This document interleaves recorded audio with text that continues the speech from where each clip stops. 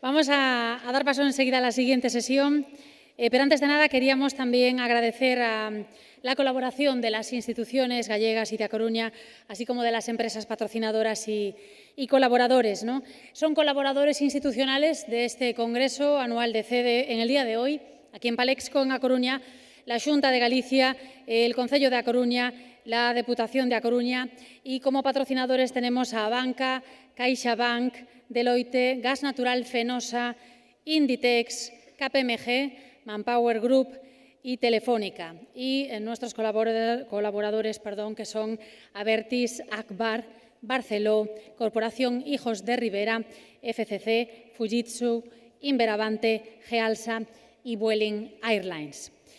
Vamos a dar paso ya, lo dicho, a la siguiente sesión que va a versar sobre la relación entre la energía y las nuevas tecnologías. Se titula Energía, Agua y Tecnología, el reto de la sostenibilidad. Después de esta sesión habrá una pausa para un café que se servirá en los pasillos laterales del Palexco. Y sin más doy paso ya a la persona que va a presentar y moderar esta sesión, que espero que ya, aquí ya está entrando, don John Scott, que es presidente de KPMG y presidente de la Comisión de Relaciones Internacionales de CEDE. Él ya les presentará a todos los ponentes de la siguiente sesión. Muchas gracias.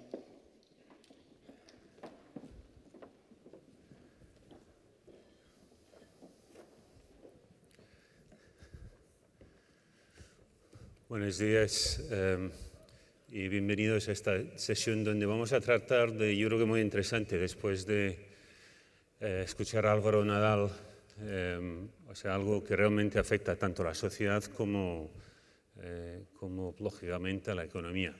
Y eso es la energía, el agua y las implicaciones de la tecnología en ambos. Y hoy tenemos la suerte de contar en este panel con Rosa García, presidenta de Siemens, Ángel Simón, presidente de Akbar, y Rafael Vilaseca, consejero delegado de gas natural. Antes de empezar, vamos a hacer alguna pregunta a nuestro panel. Yo simplemente quería recordarles dos o tres datos que creo que son interesantes en estos momentos. Yo creo que no hay día o no hay semana que veamos en los periódicos o en los distintos medios el aspecto de que los países en desarrollo tienen indudablemente un gran reto, y es tanto con el agua como con la energía, donde hay una escasez, pero también en los países desarrollados. Y yo creo que un dato interesante en estos momentos es que se espera que en los próximos 25 años la necesidad de agua va a aumentar aproximadamente un 50%, en cuanto a energía en los países desarrollados 18%, y en los países en desarrollo más o menos un 50%. Y sin duda, sobre todo los que están en el sector de infraestructuras, saben que precisamente dentro de los países en desarrollo, donde hay una oportunidad enorme para la empresa española, pero donde hay indudablemente un problema de infraestructura en estos momentos, es precisamente en Estados Unidos. Entonces, yo creo que eso es una muestra de que indudablemente hay muchas economías que funcionan muy bien, hay muchos entornos donde hay mucha innovación, pero no se puede dejar descuidar la infraestructura básica de la economía y, por supuesto, la sociedad. Entonces, tenemos indudablemente el aspecto de nuestra capacidad de hacer llegar energía o agua tanto a la industria como, por supuesto, a la sociedad. Tenemos el aspecto de los costes relacionados con eso, y después está el entorno, ¿no? el medio ambiente. Los que viajáis por Asia, sobre todo por China, conocéis perfectamente de que indudablemente hay soluciones más rápidas para generar energía, pero las implicaciones medioambientales no son precisamente los mejores. Entonces, yo creo que indudablemente el agua, la energía, es algo básico que nosotros por lo general lo tomamos como algo natural al que tenemos acceso y debemos tener acceso, y así es, pero a veces no somos conscientes de lo que eso implica en inversión y en indudablemente a veces algunas decisiones políticas que hay que tomar para asegurar que ese suministro llega donde tenga que llegar. Y de hecho, en estos momentos hay distintas reuniones, conferencias, intentos de acuerdos para mejorar la situación en cuanto a medio ambiente, por supuesto, pero también en suministros de agua y de energía. Entonces, primera pregunta para todos los miembros de nuestro panel. Los distintos intentos de acuerdos que hay en estos momentos para mejorar la situación en cuanto a la energía y al agua, ¿qué pensáis? ¿Qué es lo que se puede esperar? ¿Qué es lo que se necesita para que la empresa encuentre primero soluciones y la posibilidad de invertir con cierta seguridad en el futuro de lo que son indudablemente recursos básicos de la sociedad rosa? Pues John, yo creo que has hecho una radiografía del problema bastante clara. Es decir, estamos en un mundo que a veces cuando miramos España pues vemos una realidad que es muy local, pero si miramos a nivel mundial estamos en un mundo que va en los próximos años a tener muchísima demanda, aproximadamente ese 50% del que hablabas de crecimiento de demanda de energía eléctrica, en un mundo donde apenas el 1% del agua pues es agua accesible y utilizable para la industria o para consumo humano, ¿no? Y en esta situación pues tenemos que pensar es cómo vamos a ser capaces de responder a estas necesidades, permitiendo también que se deje un mundo mejor y menos contaminado para nuestros descendientes, porque no sirve de nada solucionar los problemas que tenemos en este momento y crear un problema a largo plazo, ¿no? Esto desde el punto de vista de la responsabilidad, ¿no? Desde el punto de vista de la empresa, del empresario, pues también tiene que entender que muchísimos de sus costes, casi su cuarto coste, si es una empresa, por ejemplo, industrial, pues tiene precisamente que ver con los consumos energéticos. Entonces, hay que buscar formas de, por una parte, generar más energía limpia, pero por otra parte, pues hacerlo de una forma que no reste la competitividad del país. Entonces, yo, por una parte, tengo optimismo en que estas reuniones, sobre todo la reunión de París, que se va a organizar en diciembre, pues traiga acuerdos y traiga acuerdos mundiales, porque la mayor parte de las reuniones que se han tenido en el pasado se han producido con acuerdos puramente locales, ¿no? Donde en general la Unión Europea ha tomado las situaciones más estrictas, más proteccionistas del medio ambiente, imponiendo mayor restricciones a las empresas, tanto productoras como consumidoras, y esto hace en algún caso que se produzcan conflictos de competitividad con países como Asia y demás, ¿no?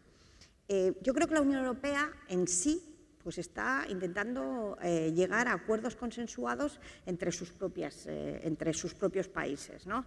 Está teniendo el Plan 2020 y está teniendo también el plan que está intentando llevar a cabo de esta Unión Energética Europea, ¿no?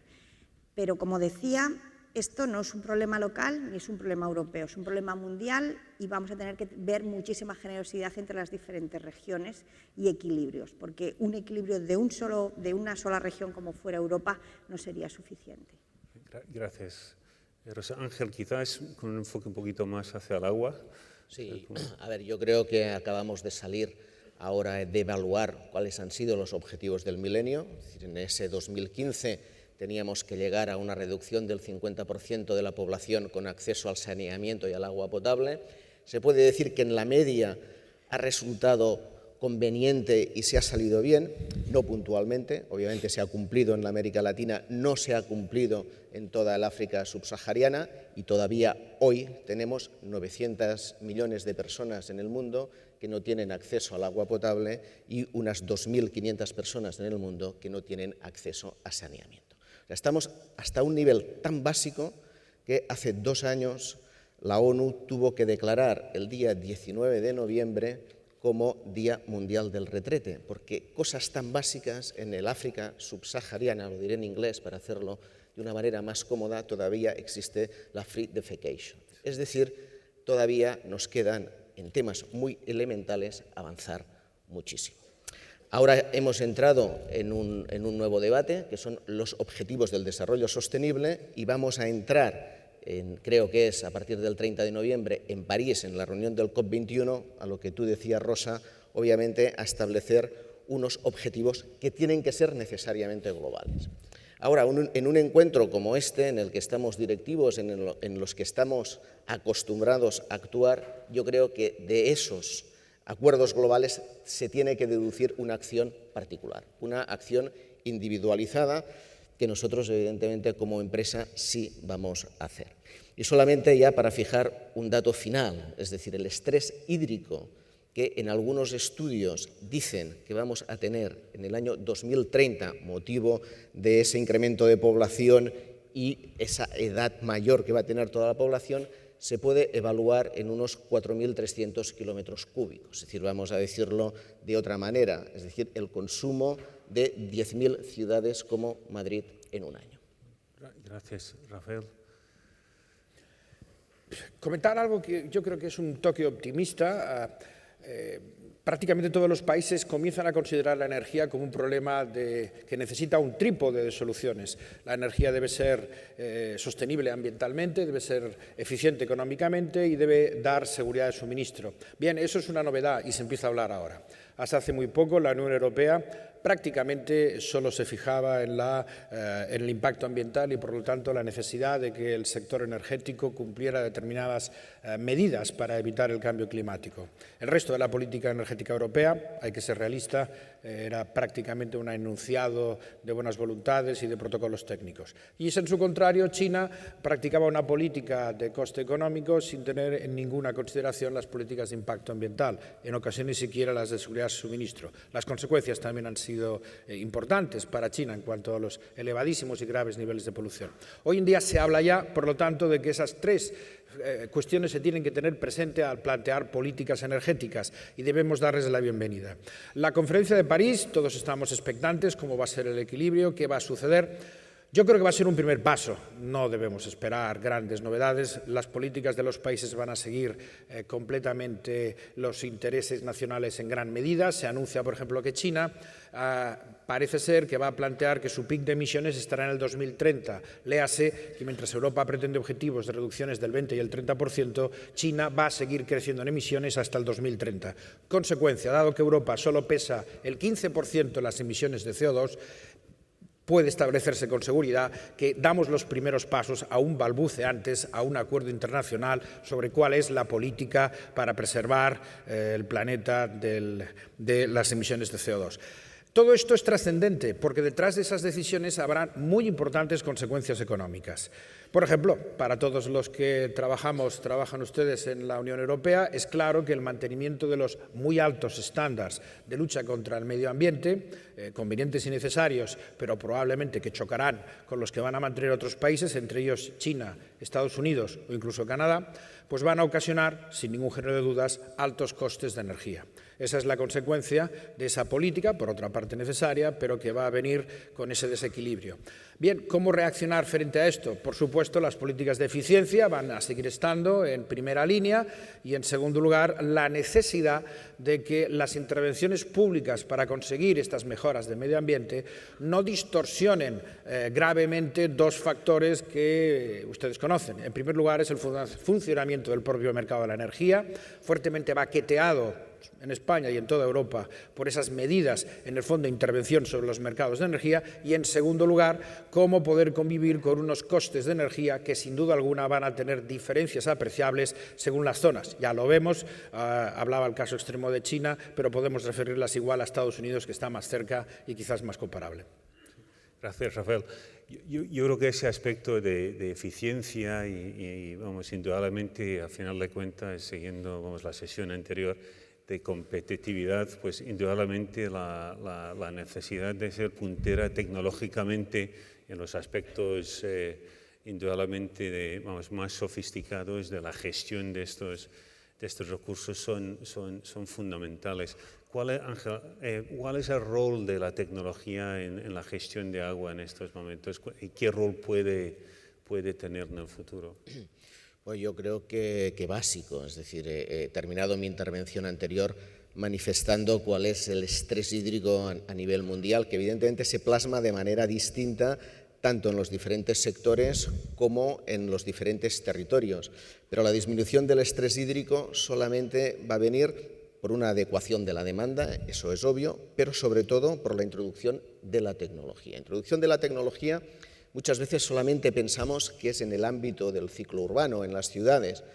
Esa ya está, es decir, nosotros ya estamos trabajando y diría que las ciudades de la Unión Europea básicamente son las más eficientes, pero nos queda introducir tecnología, la básica, la necesaria, en un mundo como es la agricultura. Es decir, hay que pensar que en el consumo de agua, en esa media mundial que yo estaba hablando antes, 70% viene de la agricultura, 20% de la industria y 10% es el ciclo urbano, lo que habitualmente consumimos cuando abrimos el grifo. Por lo tanto, hay que introducir las técnicas básicas en la agricultura y hay que introducir las técnicas básicas también en la industria. Por lo tanto, estamos hablando desde las más obvias, que van por la mejora de lo que es la gestión de la depuración del agua potable o del agua residual, la mejora de lo que es la gestión de la reutilización de aguas, a lo que se introduce desde la era digital. Es decir, el Internet of Things cada vez más se utiliza en esa eficiencia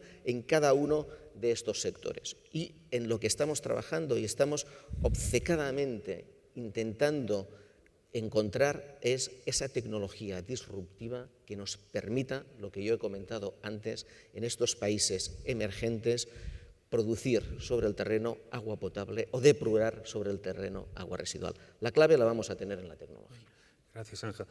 Siguiendo un poquito contigo, en cuanto a España, ¿hay las incentivos ahora mismo para hacerlo? Y no estoy hablando de incentivos fiscales, digo en términos de, yo creo que algo que es fundamental, porque indudablemente cualquier inversión de ese tipo es una inversión en infraestructura que tiene que tiene un recorrido muy a largo plazo, ¿no? Entonces, claro, la estabilidad y seguridad para poder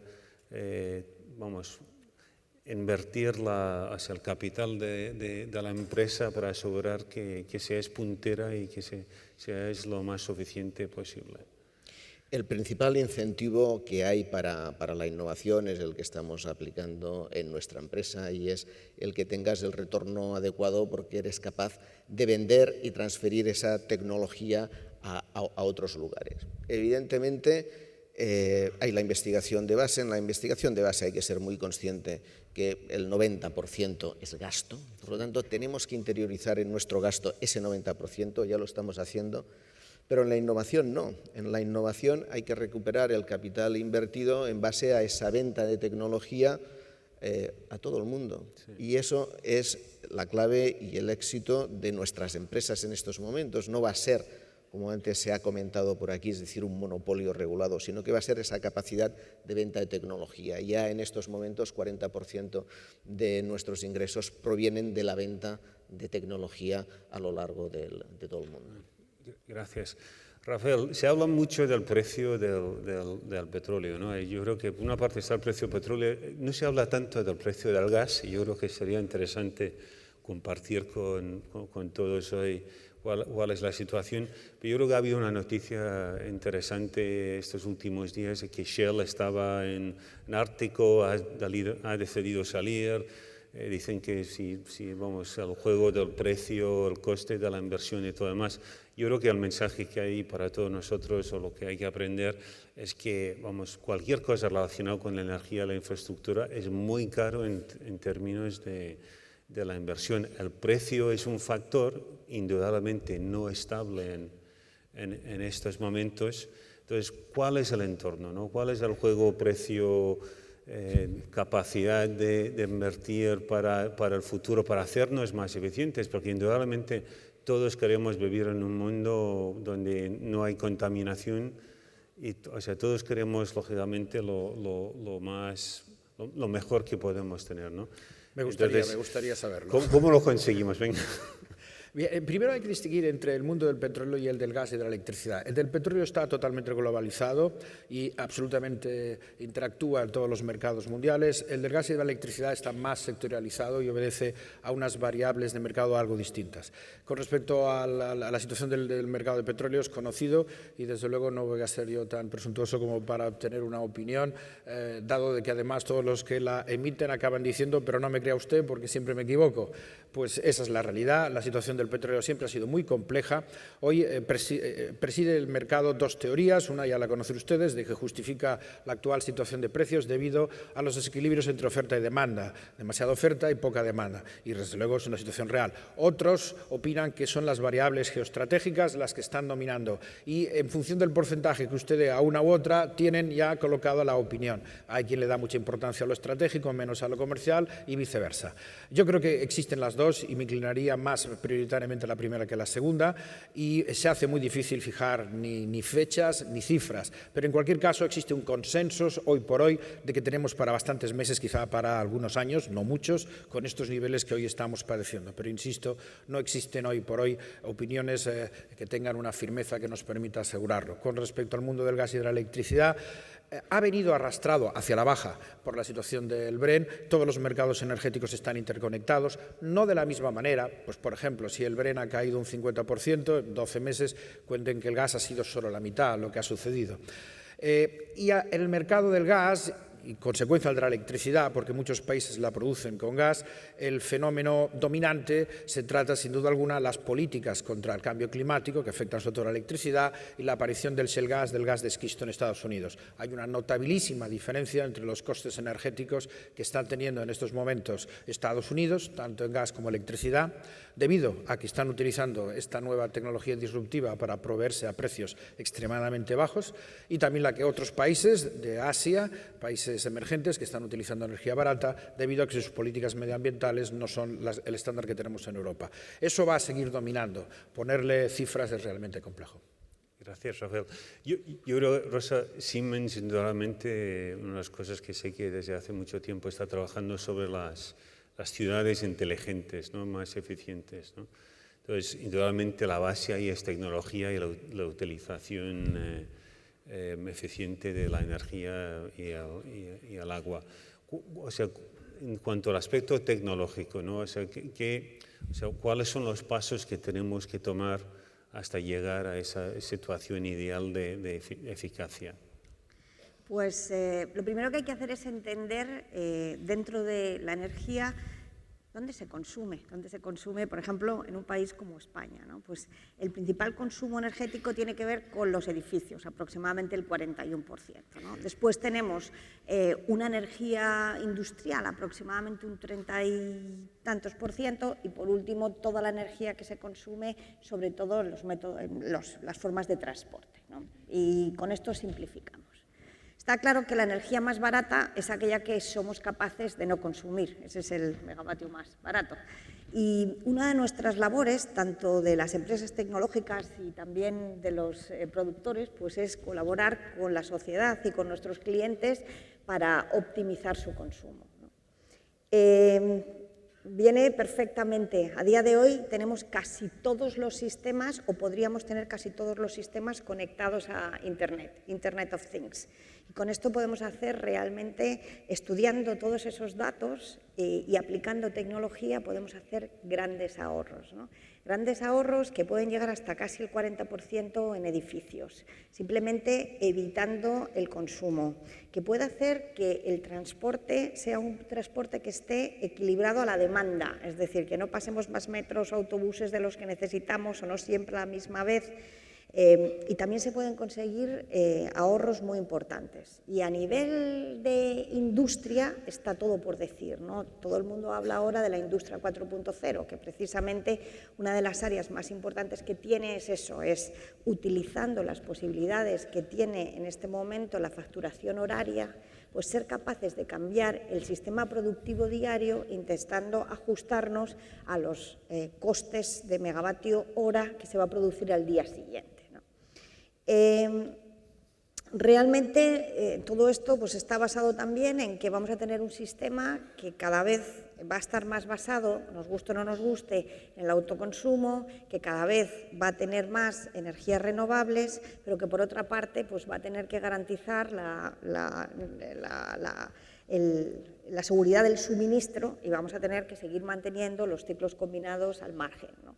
Y con esto pues va a surgir un montón de tecnología de lo que llamamos el Smart Grid, que va a ser realmente importante y que van a tener que tener instalado pues desde los gestores del sistema hasta los generadores del sistema, los transportistas y también nosotros en nuestras propias casas con contadores inteligentes o nuestras propias empresas con análisis de nuestro consumo energético.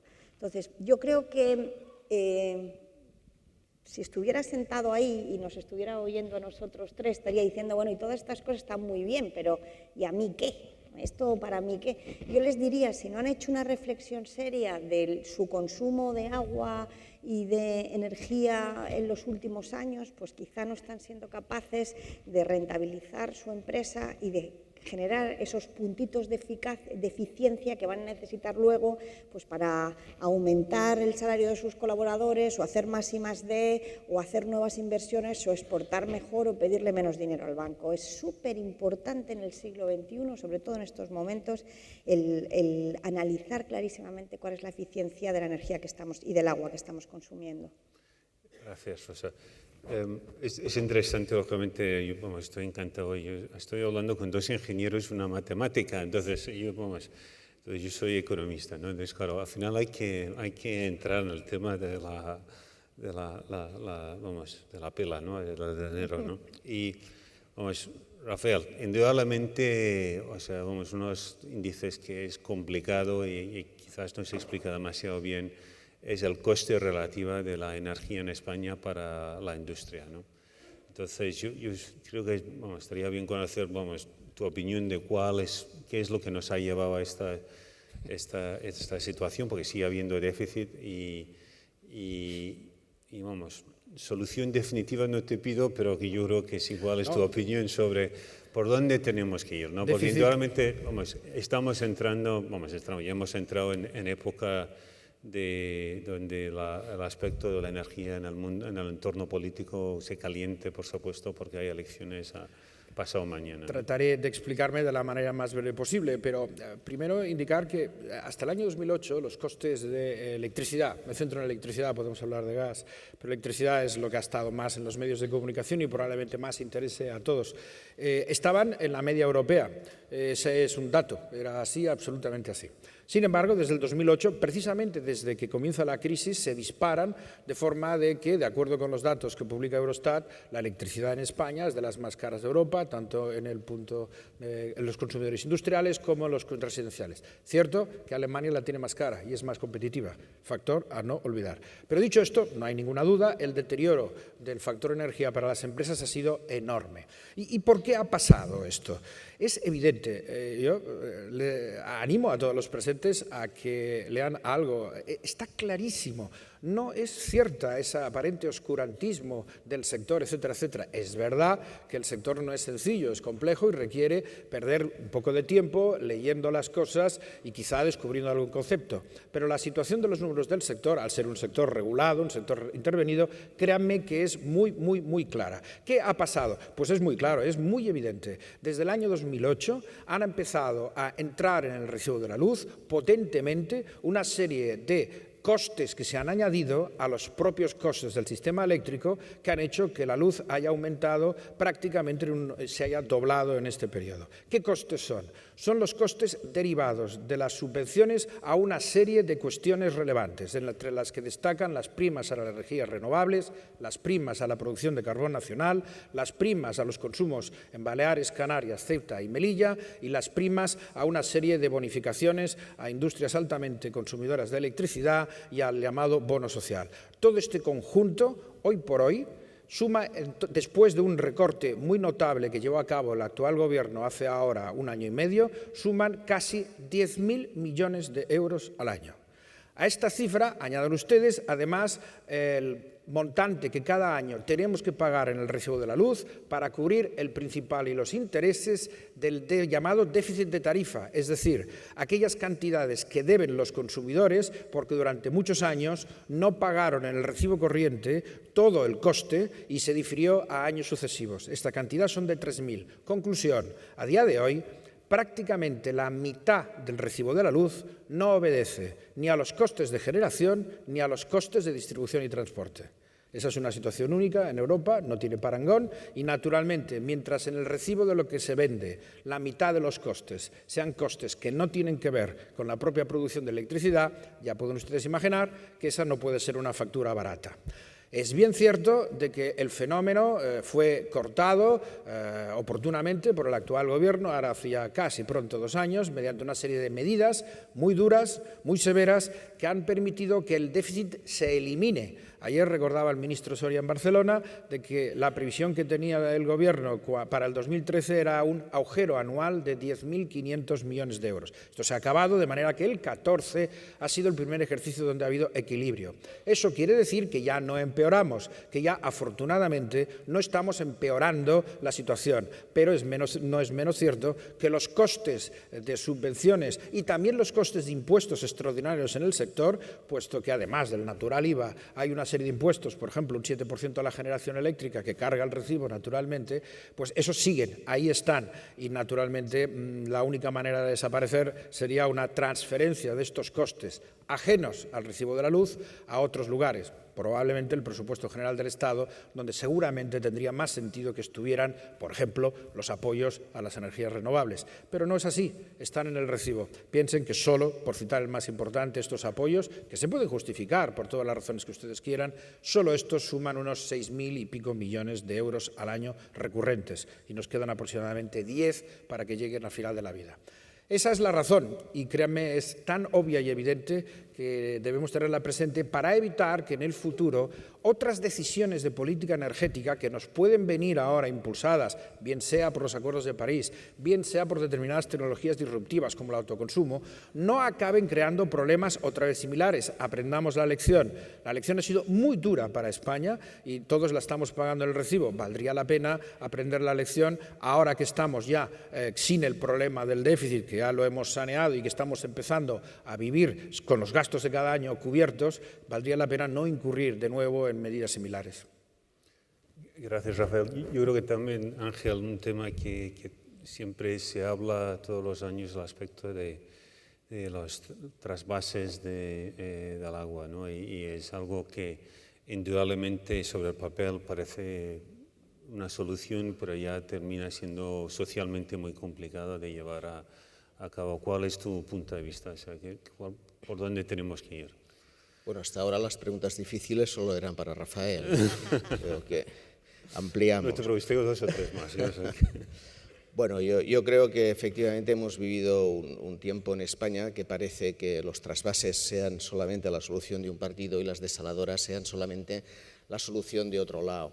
Evidentemente, como todo en la vida, hay que estudiar territorialmente y concretamente cada uno de los temas y probablemente la solución vendrá siempre por la composición de un mix de todo.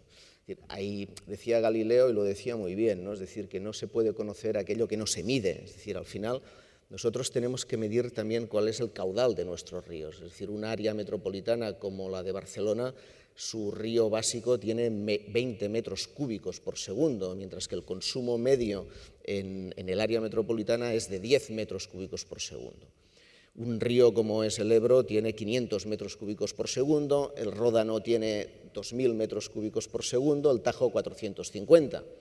Por lo tanto, los trasvases, la interconexión, como muy bien hay una interconexión eléctrica, energética, también tendría que fluir porque obviamente donde está el consumo agrícola muchas veces o consumo de las propias ciudades, no se produce donde tenemos la producción o donde hay los recursos. Por lo tanto, dentro de este ámbito de la sostenibilidad, obviamente dentro de este ámbito de cuidar perfectamente cuál es el impacto ambiental, sí soy partidario de que en determinadas zonas tiene que haber un mix de todas las soluciones que son posibles para realmente disminuir, como he dicho antes, de una manera tecnológica y de una manera sostenible ese estrés hídrico. Gracias.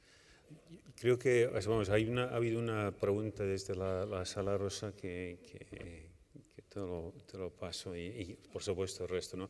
Y es una pregunta sobre algo que Antonio Garrigues comentó al principio, ¿no? Es la desigualdad que quizás crea entornos de crisis, ¿no?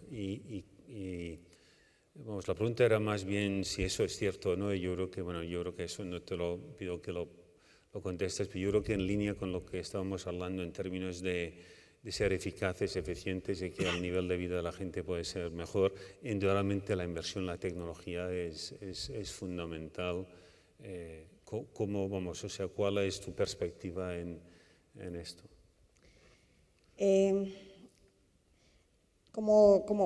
Fíjate, sin saber que íbamos a hablar de desigualdad, entiendo que os referíais a desigualdad social y diferencias de salarios y demás, pues yo misma en mi anterior presentación lo comentaba, es decir, está claro que las empresas tienen que ser, vosotros lo sabéis tanto como yo, ¿no? Pues unas sociedades que realmente pues generen beneficio, entre otras muchas cosas, pues para pagar a los inversores, pero también porque si no, no puedes acabar pagando a tus colaboradores, ¿no? Y en el siglo XXI pues va a ser tremendamente importante la utilización y el entender dos cosas, ¿no? La primera es que no se va a poder competir si no tenemos I+D, esto es clarísimo, nos guste o no. Incluso diría I+D más I chiquitita, porque a veces hay empresarios que dicen, no hombre, yo no sirvo para esto que inventen otros, estos son las grandes compañías, yo por mi tamaño. Bueno, pues al menos esta filosofía de la necesidad de innovar y hacer lo mismo que hacía de forma más eficiente, ¿no? Y precisamente una de las implicaciones de esa I pequeña tiene que ver con las inversiones tecnológicas. Es decir, ustedes tienen que analizar y entender clarísimamente dónde se va su dinero, dónde se van sus costes, para ver si realmente se están yendo en cosas que no son, que le están dando el mayor de los retornos, y también si están utilizando sus recursos de la mejor forma posible. Así pues, yo les invitaría a invertir más en tecnología. Ya olvidémonos de la energética, en general en tecnología. Entre el año 2001 y 2011, que fue el momento más duro de la crisis, entre el año 2001 y 2007 se invertía en tecnología. Entre el año 2007 y 2011, en esos últimos años, se invirtió en tecnología dependiendo. Las mejores empresas invirtieron un 30% menos. Las peores cerraron y las que todavía siguen abriendo, pero eran malas, aproximadamente un 70% menos que en el quinquenio, los 7 años anteriores. ¿Qué ocurre? Pues que todos lo sabemos en la economía diaria. Por un determinado momento te puedes apretar el cinturón, puedes acabar viviendo con cosas que no son las mejores, pero empieza a aumentar la economía. Y al aumentar la economía, al aumentar los beneficios, pues hay dos opciones. La opción de decir, bueno, me lo meto al bolsillo y ya está, mala, porque normalmente se crea un círculo virtuoso negativo donde cada vez soy menos competitivo, cada vez puedo pagar menos, mis colaboradores se van fuera, no innovo y entonces no puedo vender, cada vez tengo menos países donde vendo y al final esto es una, o la contraria, es decir, bueno, es verdad que no he podido invertir en tecnología, pero ahora tengo que invertir en tecnología. Y con esos ahorros, que son la primera inversión que tengo que hacer, inmediatamente los tengo que intentar repercutir o en innovación o en salarios nuevamente que los hemos decrecido para nuestros colaboradores, y con esto pues se logra también una sociedad más igualitaria. Gracias, Rosa. Yo creo que indudablemente una de las cosas que lo ha comentado antes Álvaro Nadal en términos de exportación, ¿no? Pues yo viajo bastante, siempre me estoy encontrando con técnicos de distintos grupos españoles en aviones, camino a Oriente Medio, por supuesto Latinoamérica, y hay grandes grupos internacionales, como es el caso de Siemens, que invierten en España, ¿no? Y mucho de eso tiene que ver con la calidad de ingeniería que atesora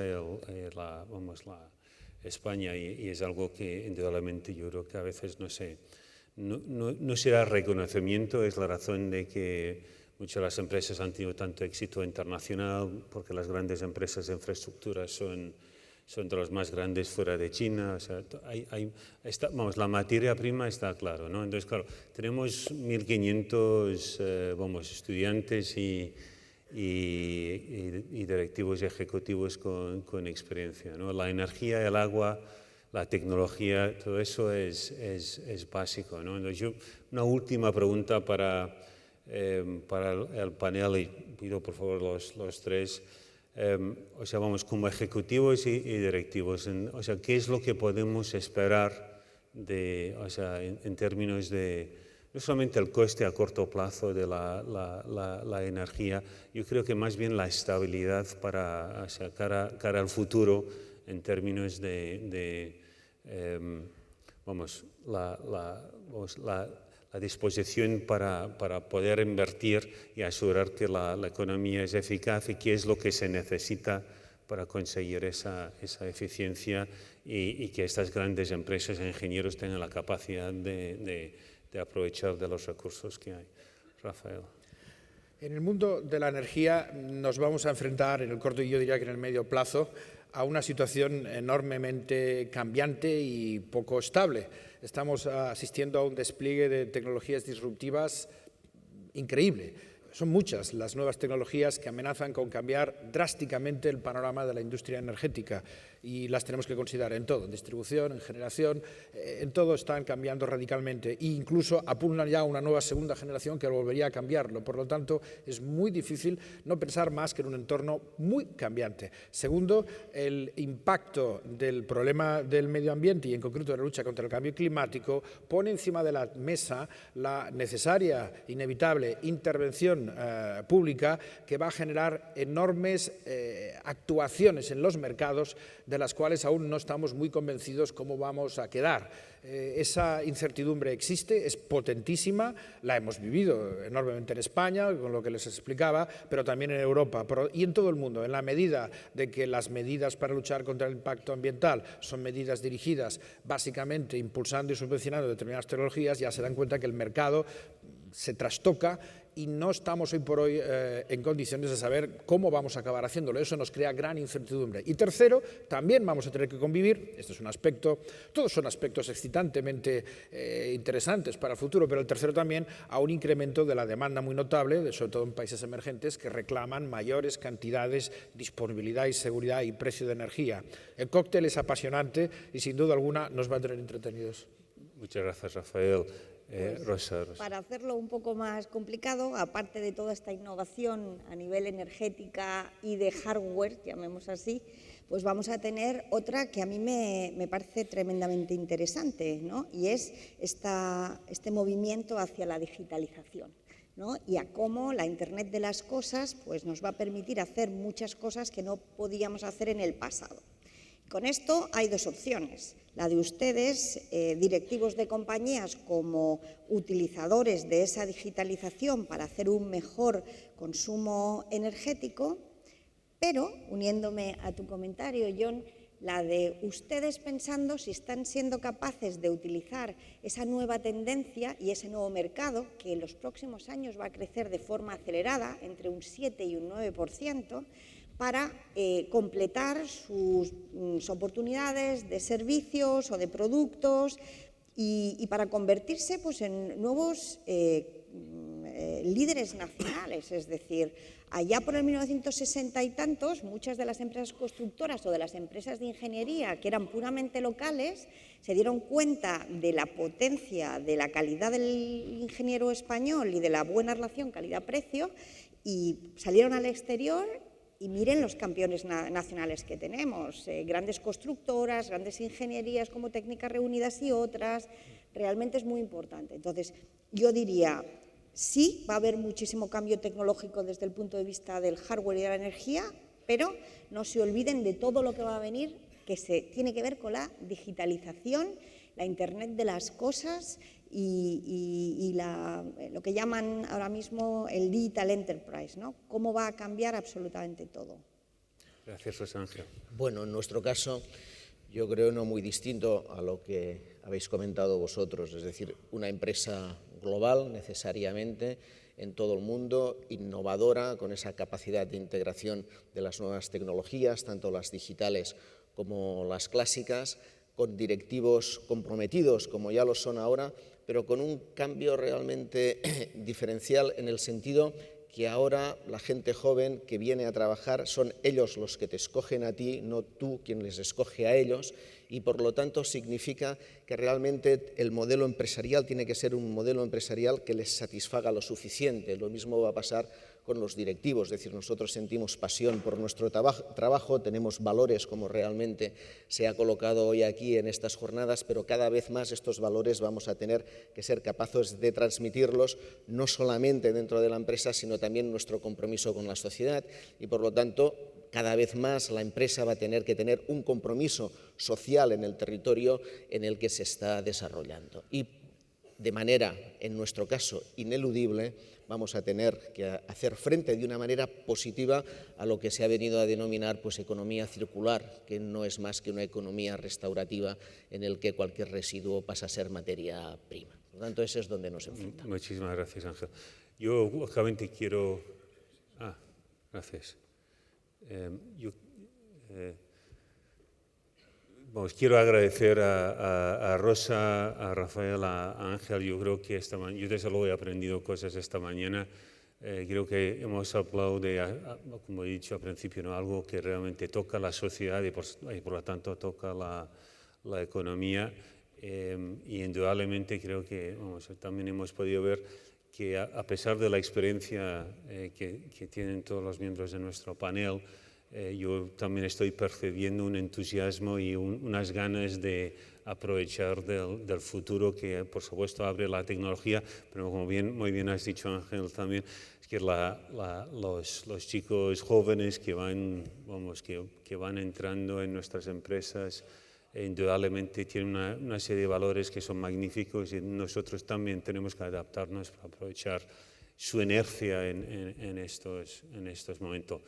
Espero que todos han disfrutado del panel. Muchísimas gracias.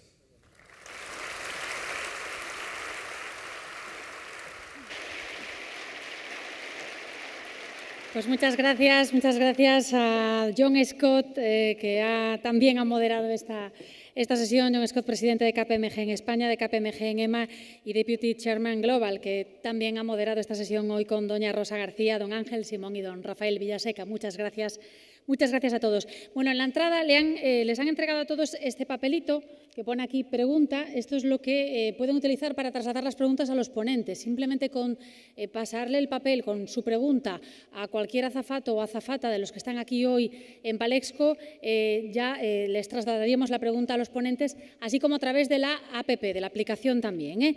Y sin más, pues ya decirles que nada, que nos vamos a tomar ahora un pequeño descansito, una pausa para un café. La siguiente sesión empieza a las 11:15. Les rogamos puntualidad. Muchas gracias. Gracias.